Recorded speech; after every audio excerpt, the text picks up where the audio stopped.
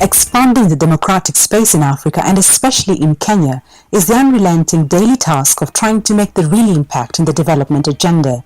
It is the yearly stress and worry about whether the government will deliberate on issues affecting the community or will get it right, or the right people are driving the agenda forward. So I can say citizens have been brought on board.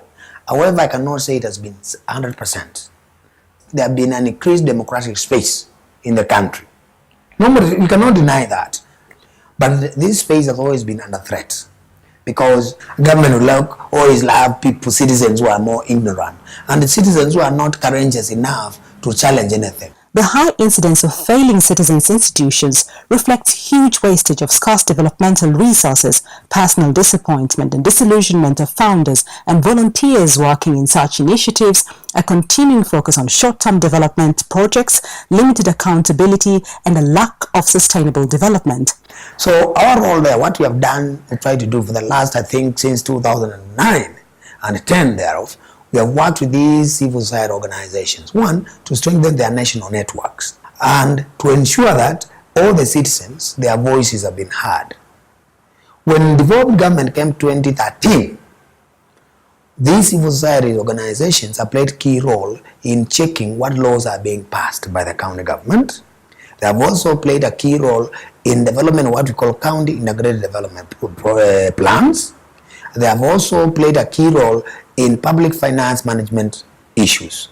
But at the grassroots level now, with a devolved governance, the counties we have worked with, we have, for example, Machakos, Kakamega, Makueni, Siaya, I think Nyamira, a number of counties we have worked in. We have always tried to see strengthening the civil society networks at the respective counties. For example, in Machakos, we began to bring the CBOs from the village levels to the county level to enable them run the development agenda, and also bring them to meet the other development actors at the county level and share the best practices, and also foster those partnerships to enhance public participation. So you find that whatever is being implemented, it is not what the community has prioritized. It is not the felt need of the community. Through effective campaigns, Poverty Eradication Network PEN has enhanced citizen civic engagement in new democratic dispensations. Through working with other like-minded CSOs, PEN has spearheaded the development of standards for CSOs and the formation of an independent institution for the promotion of CSO standards and voluntary certification in Kenya.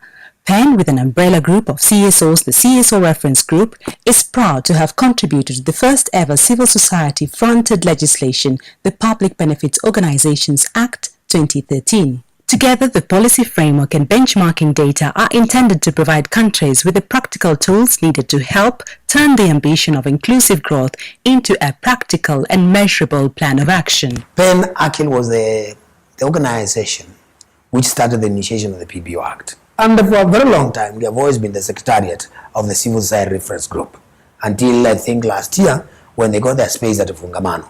So that is the role we have played. We have been the people who have been organizing them, resourcing and accounting for all those resources.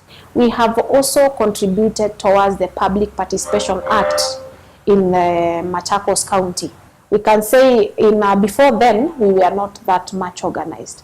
Then because of the devolution aspect, and because of the reduced funding for the CSOs, then the need of we coming together and also trying to lobby for the PBO Act at the county level, then this need came up.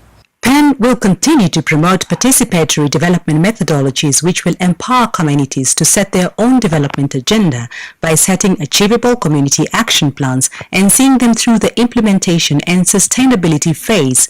In this plan period, PEN will increase its focus on supporting communities in natural resource management and integrated community livelihoods, as well as engage in advocacy for formulation of an effective policy framework, eventually leading to good governance at all levels. Strengthening the civil society networks at the county is very, very critical.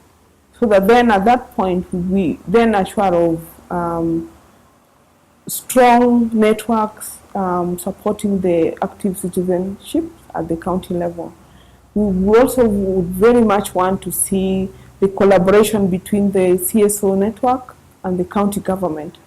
We want to see a lot more involvement in terms of budget development, budget monitoring, you know, things like that.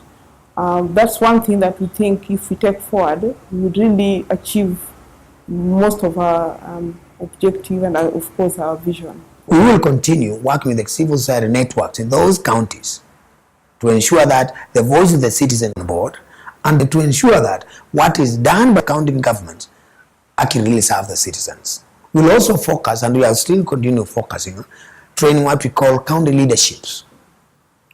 But we need also to strengthen our capacity to be able to hold government accountable. Because government is the duty bearer. They are the people who collect taxes. And really, if you collect taxes, then you need to be accountable to the citizens.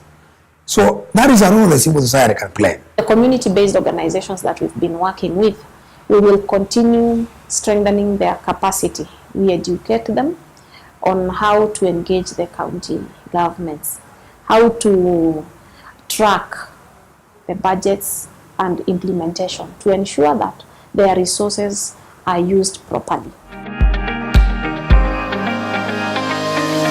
We started in the year 2004. We started with assistance from PEN, did a baseline survey and some business plans to help our people to eradicate poverty. We also have civic education programs in partnership with Machakos County CSO network. And our thematic areas include democracy and governance. We also involve ourselves in matters environment,